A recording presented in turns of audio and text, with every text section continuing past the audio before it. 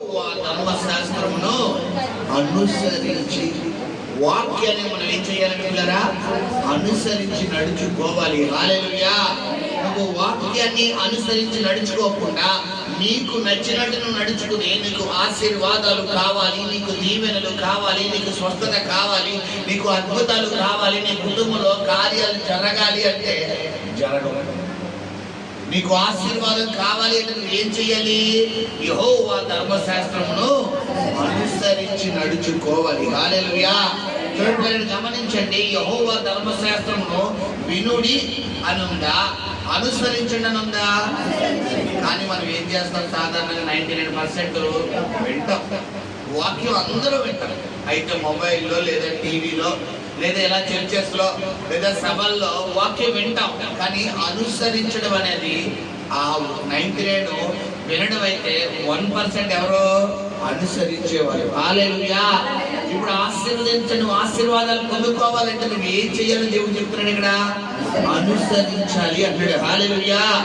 రెండవదిగా నిర్దోషముగా నడుచుకోవాలి. నిర్దోషముగా అంటే ఏం పిల్లరా? నీలో ఏ దోషం ఉండకూడదు. నీ చూపు ద్వారా కానీ, మాట ద్వారా కానీ, తలంపుల ద్వారా కానీ, ఆలోచన ద్వారా కానీ, భావోద్రేకాల ద్వారా కానీ, క్రియల ద్వారా కానీ, వస్త్ర ద్వారా కానీ, ఏ విధంగా ఏ కోణంలో ఇప్పుడు నీలో ఏం కనబడకూడదంట? దోషం, మిస్టేక్ అనేది కనబడకూడదు. హల్లెలూయా. మూడవదిగా చెప్తున్నాడు, ఆయన శాసనములను గైకొనుచు పూర్ణ హృదయంతో ఆయన వెతుకువారు. ఆయన శాసనం అంటే ఏంటి? ఆయన రూల్స్ అండ్ రెగ్యులేషన్స్. దేవుడు శాసనాలను పిల్లరా ఆజ్ఞలు ఎన్ని ఆజ్ఞలుగా దేవుడు చిత్రీకరించాడు? 10 ఆజ్ఞలుగా.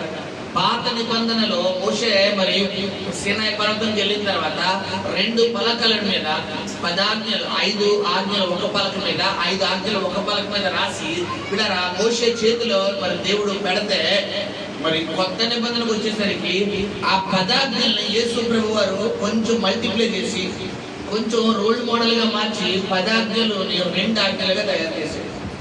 పాత నిబంధనలో నరహత్య చేయకూడదు, అబద్ధం ఆడకూడదు, పొరుగువాడిని ఆశించకూడదు, రెండోవారిని పొరుగువాడిని ప్రేమించాలి, నీ దేవుడిని యెహోవా తప్ప వేరే దేవుని ఆరాధించకూడదు, నీ దేవుడిని యెహోవాను పూర్ణ ఆత్మలో, పూర్ణ మనసులో, పూర్ణ హృదయంతో ఆరాధించాలని, ఎలాగా 10 ఆజ్ఞలు పాత నిబంధనలో మోషే ధర్మశాస్త్రం ద్వారా మనం తెలుసుకుంటుంటే పిల్లరా బట్ కొత్త నిబంధన వచ్చేసరికి వీటన్నిటిని యేసు ప్రభు వారు కొంచెం మార్చారు. ఏంటంటే 10 ఆజ్ఞలు 2 దగ్గర చూపించారు. మొట్టమొదటిగా నీ దేవుడిని యెహోవాను పూర్ణ ఆత్మతో, పూర్ణ మనసుతో, పూర్ణ బలముతో నువ్వు ఏం చేయాలంట?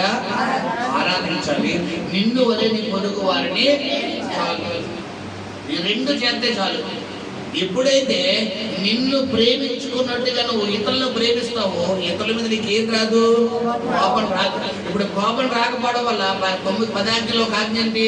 నరహత్య చెయ్యరాదు. కోపం రాకపోతే మనం నరహత్య చేస్తావా? ఇప్పుడు నిన్ను వలె నీ పొరుగు వాడిని ప్రేమించు అంటున్నాడు. ఇప్పుడు ఎప్పుడైతే దేవుడు అక్కడ పాత నిబంధనలు చెప్తున్నాడు, నీ పొరుగు వాడిని ఆశించకు అని 10 ఆజ్ఞలో. ఇప్పుడు నిన్ను నువ్వు ప్రేమించుకున్నట్టు నీ పొరుగు వాడిని ప్రేమించడం వల్ల నువ్వు ఎదుటి ఆశిస్తావా? చెప్పాలి, ఆశించు. సో ఇక్కడ నిన్ను వల్ల నీ పొరుగు వాడిని ప్రేమించు అంటున్నాడు. పాత నిబంధనలో అబద్ధం ఆడకూడదు అంటున్నాడు. ఇప్పుడు పాత నిబంధనల దొంగతనం చెయ్యరాదు అంటాడు. ఇప్పుడు నీకు నువ్వే దొంగతనం చేసుకుంటావా? నీకు నువ్వే అబద్ధాలు చెప్పుకుంటావా?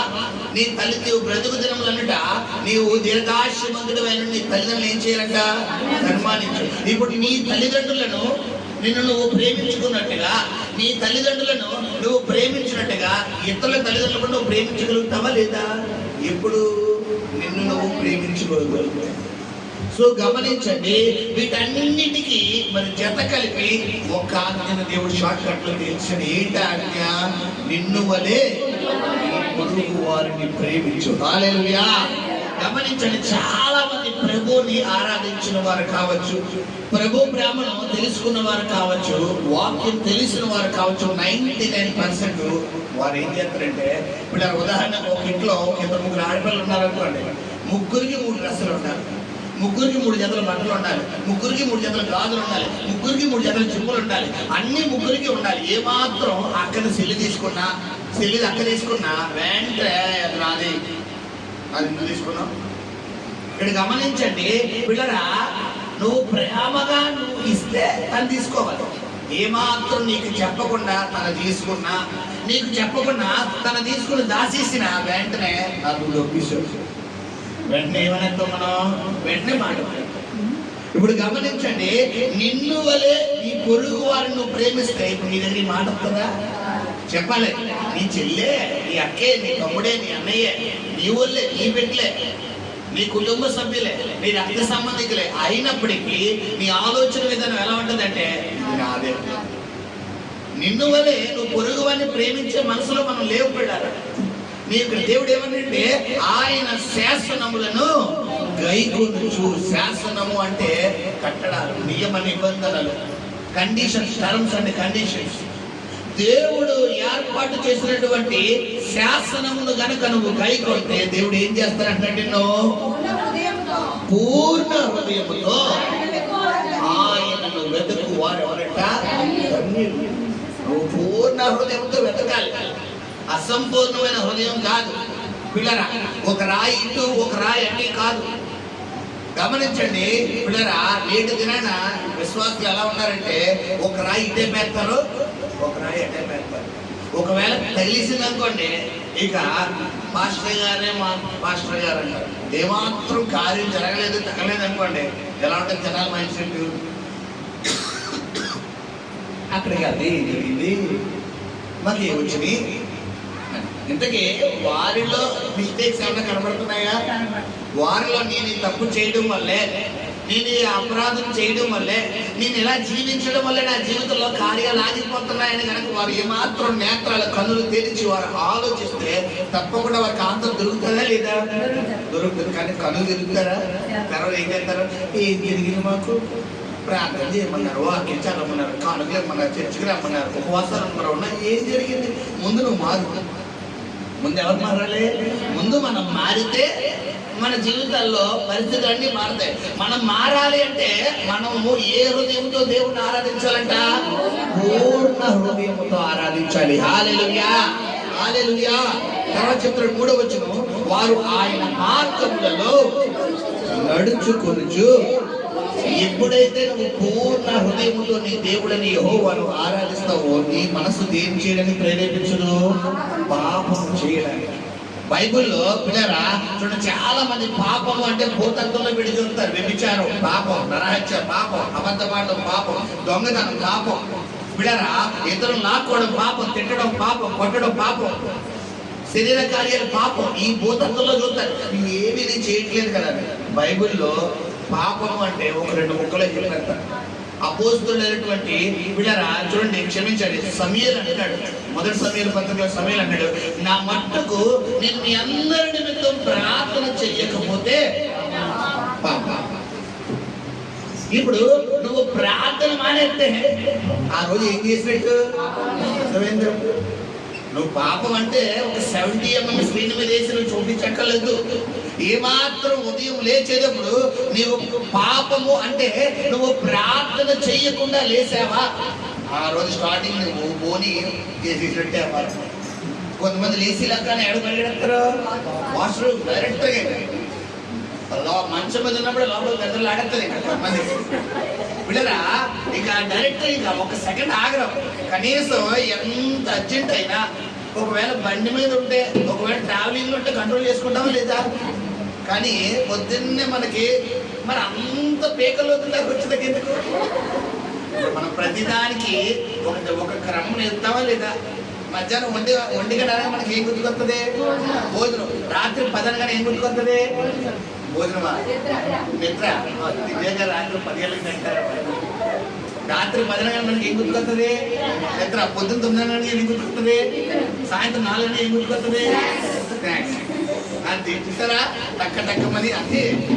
ఇప్పుడు నీవు దినచర్య కార్యక్రమాలు కూడా ఒక క్రమం పెట్టాలి. అంతేగాని కొంతమందికి వాళ్ళకి లేచిందే పొద్దు, కొంతమంది తెల్లారి 5 గంటలకు వెళ్ళిపోతారు, కొంతమంది పొద్దున్న 10 గంటలకు వెళ్తారు, కొంతమంది 12 గంటలకు వెళ్తారు. అందరూ సూర్యుడు మిద్దెక్కిందా సోమరి చీమలి ఎందుకు వెళ్ళి నేర్చుకున్నాడు. దరిద్రం ఎందుకుంటూ వచ్చారు కేరా నీ డోర్ నెంబరు, నీ పిన్ కార్డు, నీ ఇంటి అడ్రస్ అయితే ఎత్తుకుంటూ వచ్చాక నీ ఇంట్లోకి. ఏంటి దరిద్రం? నువ్వు మిద్దెక్కిన తర్వాత సూర్యుడు నెత్తి మీద వచ్చిందా లేస్తే. పిల్లరా గమనించండి, ఇక్కడ నా మట్టుకు నేను ప్రార్థన చెయ్యకపోతే ఎలా మారిపోతుంటది గమనించి. పాపము అంటే వేరేదేం కాదు. సో ఆ పాపం నుండి నువ్వు విడుదల పొందాలి అంటే నువ్వు ఒక పని చెయ్యాలి. ఏంటంట చెప్పాలి, ఆయనను నీ పూర్ణ హృదయముతో ఆయనను ఆరాధించాలి. హల్లెలూయా. ఆయన శాసనములను గైకొనాలి. హల్లెలూయా. ఆయన కట్టడాలను అనుసరించాలి. హల్లెలూయా. ఈ మూడు చేసిన తర్వాత 4వ వచనం చదువుకుందాం. నీ ఆజ్ఞలను జాగ్రత్తగా గైకొనవాడని. అవునా కాదా? దేవుడు చెప్తున్నాడు లేదా? ఇశ్రాయేలు ప్రజలతో దేవుడు అంటున్నాడు మోషేతో, మోషే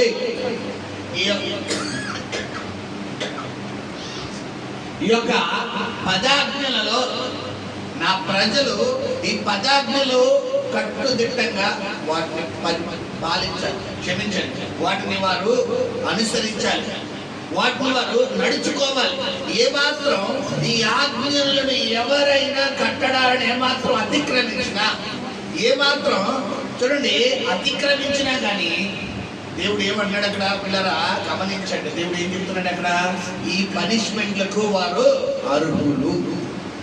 పాత నిబంధన గ్రంథము ప్రకారము వ్యభిచారం చేస్తే ఎలా చంపాలంట? రాళ్ళతో కూడా చంపాలి. నరహత్య చేస్తే ఎలా చంపాలంట? రాళ్ళతో కొట్టే చంపాలి. ఇప్పుడు అదే మోషే నియమ నిబంధన ప్రకారమే కొత్త నిబంధనలో మగ్దలేని మరియను కూడా 7 దెయ్యముల చేత పీడించబడుతున్నటువంటి ఆమె కూడా ఎలా చంపుతామని చూసారు యూదులు. ఆ సమయంలో యేసుప్రభువు వచ్చి ఏం చేస్తున్నాడు? మధ్యలో వచ్చేసి మీలో ఎవడైనా పాపము చేయకపోతే. ఎవరికైనా అర్హత ఉందా? ఎవరికి లేదు. ఒక యేసుప్రభువు వారికి తప్ప. ఆయన రాయి వేయడానికి వచ్చాడా? రాయి తీయడానికి వచ్చాడా? తీయడానికి వచ్చాడు. రాయి వేయడానికి రాలేదు. నశించుతున్నదాన్ని వెనక్కి రక్షించడానికి మనిషి కుమారుడు లోకానికి వచ్చాడు తప్ప పిల్లరా పదవనే. కొంతమంది అనుకుంటారు వాళ్ళని ప్రేమించారనుకోండి, నా ప్రాణం నీ కోసం నేను నా ప్రాణం ఇచ్చేస్తాను. ఏమాత్రం వాళ్ళు కొంచెం పక్కన పెట్టామనుకోండి, కొంచెం వారితో ఒకవేళ గొడవ అయిందనుకోండి, కొంచెం వ్యతిరేకత వచ్చినా కూడా మొఖం కూడా తిప్పించుకుంటారు, పక్క నుంచి పోతారు, పట్టించుకోరు. అప్పుడు దాకా నేనున్నాను కదమ్మా, నీకెందుకు, నేను చూసుకుంటాను, నేను చేస్తాను, నేను ఇది అంటాను. ఏమాత్రం కొంచెం మనస్పర్ధలు వచ్చినా, కొంచెం వ్యతిరేకతలు వచ్చినా, కొంచెం వారిని పిల్లరా వారి ఈగోని టచ్ చేసినా కానీ వారి మనసులో వెంటనే ఏమైపోతుంది? ఆడలేకపోతే నాకు ఎందుకు, వాళ్ళు ఏమైపోతే నాకు ఎందుకు, అంతే నా మనస్తత్వం అంతే అని వెంటనే వ్యతిరేకించారు. దేవుడిగా వదిలేస్తాడా? చెప్పాలి, వదిలేస్తాడా? ఆయన వదిలేయడానికి వచ్చాడా, పట్టుకోవడానికి వచ్చాడా? హల్లెలూయా. గమనించు సహోదరి సహోదరుడా, ఆయన ఆజ్ఞలను నువ్వు గైకొనాలని దేవుడు నీతో మాట్లాడుతున్నాడు. చివరిగా 6వ వచనము, నీ ఆజ్ఞలన్నిటినీ నేను లక్ష్యము చేసినప్పుడు. హల్లెలూయా. నువ్వు అవమానం పొందుకుంటున్నావంటే ఏం చేయడం లేదు. అది నీ బంధువుల దగ్గర, నీ తోబుట్టువుల దగ్గర, నీ తల్లిదండ్రుల దగ్గర, నీ భర్త దగ్గర, నీ భార్య దగ్గర, నీ బిడ్డల దగ్గర, నీ అత్తమామల దగ్గర, నీ కుటుంబ సభ్యుల దగ్గర, నీ తోబుట్టుల దగ్గర నువ్వు అవమానం పొందుకుంటున్నావంటే నువ్వు ఒక తప్పు చేస్తున్నావు. ఏంటి ఆ తప్పు? ఆయన ఆజ్ఞలు ఏం చేయట్లేదు, నువ్వు గైకొట్టలేదు. ఆయన ఆజ్ఞలు గైకొట్టలేదు. ఆయనకు నచ్చినట్టుగా నువ్వు జీవించడం లేదు, నీకు నచ్చినట్టుగా జీవిస్తున్నావు. ఆయన ఏం చెప్తున్నాడు? ప్రార్థన చెయ్యండి. నువ్వు ప్రార్థన చేస్తావా?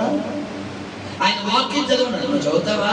కొంతమందికి పూనకు వచ్చేది, ఈ యొక్క అన్యజనుల్లో పూనకాలు వచ్చినట్టు కొంతమందికి దేవుడు పూనకు వచ్చేస్తుంది. అంటే పూనకు వచ్చినప్పుడు ఆ రోజంతా ప్రార్థన ప్రార్థన ప్రార్థన ప్రార్థన, వాక్యం వాక్యం వాక్యం, దేవుడు దేవుడు దేవుడు దేవుడు దేవుడు, పాటలు పాటలు పాటలు.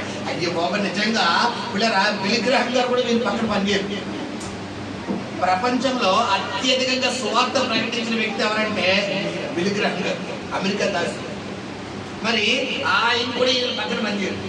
బట్ ఏమాత్రం గుంట్లో కొంచెం భర్త ఏమన్నా తిట్టినా, భార్య ఏమన్నా తిట్టినా, బిడ్డలు ఏమన్నా తిట్టినా, తల్లిదండ్రులు ఏమన్నా అన్నా, ఏమాత్రం వారి ఉద్యోగంలో వారి వ్యాపారంలో కొంచెం వ్యతిరేకత వచ్చామని ప్రార్థన చేయమని మనసు పోలేదు, వాక్యం చదవలేదు మనసు పోలేదు, పాటలు పాడమంటే మనసు పోలేదు. ఒకవేళ పాటలు పాడినా ఏ పాటలు వస్తాయి?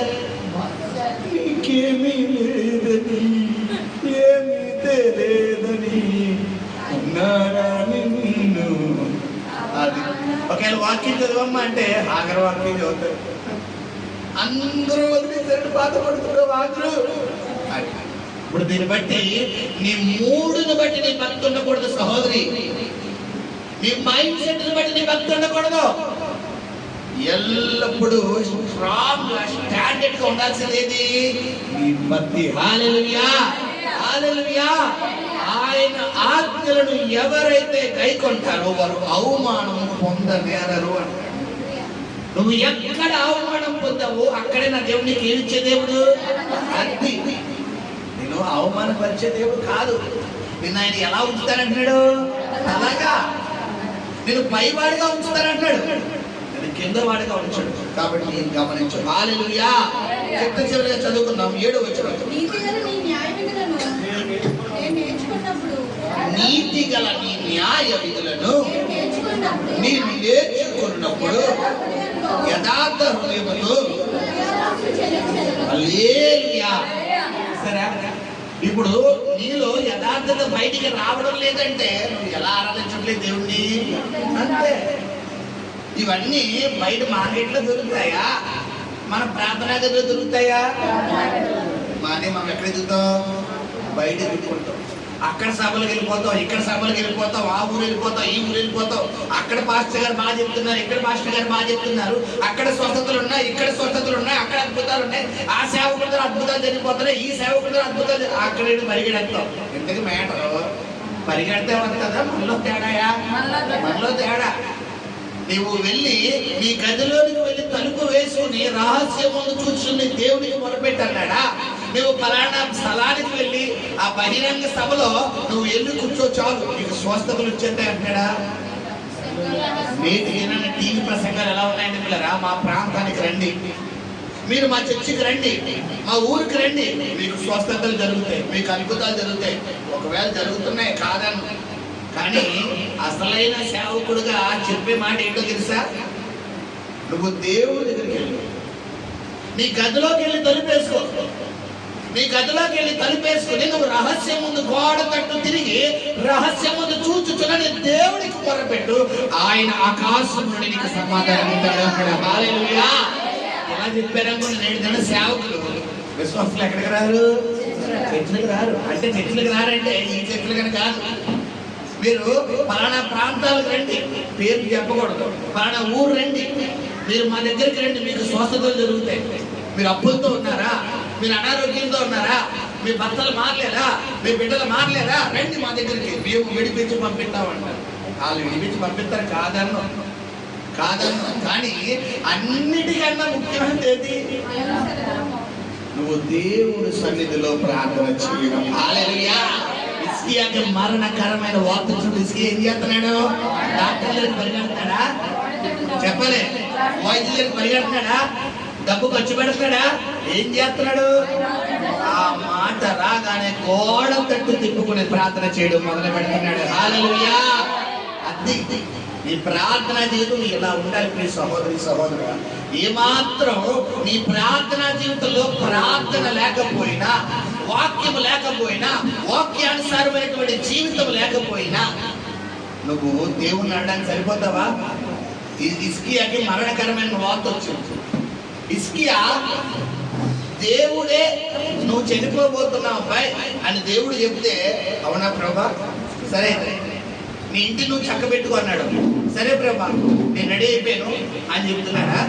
హిజ్కియా ఏం చేస్తున్నాడు? యెషయా గ్రంథం 38లో ఉంది. ఏమంటాడు? నీ సన్నిధిలో నేను ఎట్లు యథార్థంగా నడుచుకుంటున్నాను, కృపతో జ్ఞాపకం చేసుకో. హల్లెలూయా. మన దగ్గర ఉందా మేటరు? చెప్పాలి. నువ్వు యథార్థంగా ఉన్న రోజు ఒకటైనా ఉందా? నువ్వు పరిశుద్ధంగా ఉన్న రోజు ఒకటైనా ఉందా? నువ్వు నీతిగా ఉన్న రోజు ఒకటైనా నీ చరిత్రలో ఉందా? నువ్వు కొన్ని సంవత్సరాలు బతికావు కదా, 20 సంవత్సరాలు, 30 సంవత్సరాలు, 30 సంవత్సరాలు, ఈ 15, 12, 10 సంవత్సరాలు బతికావు కదా. చిన్న బిడ్డల దగ్గర నుంచి పెద్దవాళ్ళ వరకు అడుగుతున్నాను, ప్రశ్నిస్తున్నాను నేను. నువ్వు యథార్థంగా, పరిశుద్ధంగా, నీతిగా, నిజాయితీగా ఉన్నది ఒక్క రోజైనా ఉంటే రేపొద్దున నీకు సమస్య వచ్చినప్పుడు దేవుడి సన్నిధిలో వణకడానికి రైట్స్ ఉన్న వ్యక్తివి. హల్లెలూయా, హల్లెలూయా. మన ఎలక్షన్స్ జరిగినాయి. ఎమ్మెల్యేగా పోటీ చేసిన వాళ్ళు ఎక్కడ మన తరపున పోరాడడానికి అర్హులలో చెప్పాలి. అసెంబ్లీలో ఇప్పుడు ఎమ్మెల్యేగా నక్కలేదనుకోండి, అసెంబ్లీలోకి వెళ్ళి అరిచేస్తారంటే వాళ్ళు రాడతారా చెప్పాలి. మన తరపున పార్లమెంట్ లో కానీ అసెంబ్లీలో కానీ గట్టిగా పళ్ళ దుద్ది వాదించాలి. మాకు ఈ పనులు అవ్వాలి, మాకు ఈ డబ్బులు కావాలి, మా ఊర్లోకి ఇది కావాలి, మా రాష్ట్రానికి ఇది కావాలని చెప్పి గట్టిగా పళ్ళ దుద్ది వీళ్ళరా వీళ్ళు గట్టిగా వాదించాలంటే వీళ్ళు ఇందులో విజయం సాధించాలి. ఆ ఎలక్షన్స్ లో ఎమ్మెల్యే కానీ ఎంపీగా కానీ ఇక్కడ ఓడిపోయి అక్కడికి వెళ్ళి మీరు వాదించేస్తామంటే రానిస్తారా? ఒకవేళ వాదించినా మీరు వాదన పట్టుకుంటారా? పట్టించుకోరు. ఇది కూడా అంతే. నువ్వు యథార్థంగా జీవించినప్పుడు, నువ్వు నీతిగా జీవించినప్పుడు, నువ్వు పరిశుద్ధంగా జీవించినప్పుడు, నువ్వు దేవుడికి అనుకూలమైనటువంటి దేవుడి శాస్త్రాలను కైకొనేటటువంటి నువ్వు జీవించినప్పుడు రేపు నీకు సమస్య వస్తే నువ్వు దేవుడిని నిలదీయచ్చు. నిలదీసే అధికారం ఎవరికుంది? నీకు ప్రభు నేను ప్రార్థన చేస్తే నాకు ఎందుకు ఇలా చేస్తావు, నేను పరిశుద్ధంగా నాకు ఎందుకు ఇలా చేస్తావు, నేను వాక్యం చదువు నువ్వు నాకు ఎందుకు ఇలా చేస్తావు, నేను నీతిగా ఉన్నాను కదా, నా పరిశుద్ధత నేను కాపాడుకుంటాను కదా, నువ్వు నాకు ఎందుకు ఇలా చేస్తావు అని ఎవరిని తీయచ్చు? తప్పలేదు. నువ్వు కరెక్ట్ గా ఉన్నప్పుడు ఎవరన్నా నిలదీయచ్చు. ఇప్పుడు మనకు తప్ప దేవుడు తప్ప మనలేదు. ఏమని చెప్పాను మీకు? కొంతమంది భక్తి కొడుకుని చెప్పాడు కదా, వారికి ఇంట్రెస్ట్ ఉందనుకోండి ఆ రోజంతా పాటలో ప్రార్థన ఏమాత్రం ఇంట్లో చిన్న గలిమి జరిగింది అనుకోండి డొప్పుడు ఉసికేసేస్తారు. ఉసికేసి మనసులో ఎక్కేసి ఏలి అడిగాడు కదా, ఆ చెట్టు కింద కూర్చుని, దెయ్యాల చెట్టు కింద కూర్చుని ఎంత మట్టుకు నా చాలు నాకు జీవితం వద్దు, నాకు ఎందుకు పెళ్లి చేస్తావు, నాకు ఎందుకు పెట్టించావు, నాకు ఎందుకు భార్యనిచ్చావు, నాకు ఎందుకు భర్తనిచ్చావు. అప్పుడు దాకా నా భర్త నా బంగారం, నా భార్య నా బంగారం, నా బిడ్డలో నా బంగారం అన్న ఈ తల్లి ఈ తండ్రి ఇప్పుడు ఏమంటాడు? నాకు ఎందుకు పెళ్లి చేసావు? ఇదంతటికి కారణం ఏంటి? నువ్వు దేవుడు శాసనములను గైకొనకపోవడం. గమనించండి కదా, నువ్వు దేవుడు కట్టడాలను గైకొన్నప్పుడే, దేవుడు శాసనాలను గైకొన్నప్పుడే దేవుడు నీ జీవితంలో అద్భుతాలు చేస్తాడు. హల్లెలూయా, హల్లెలూయా. రెండు చేతులు పైకి దేవుడు నామాన్ని స్తోత్రం చెల్లిద్దాం.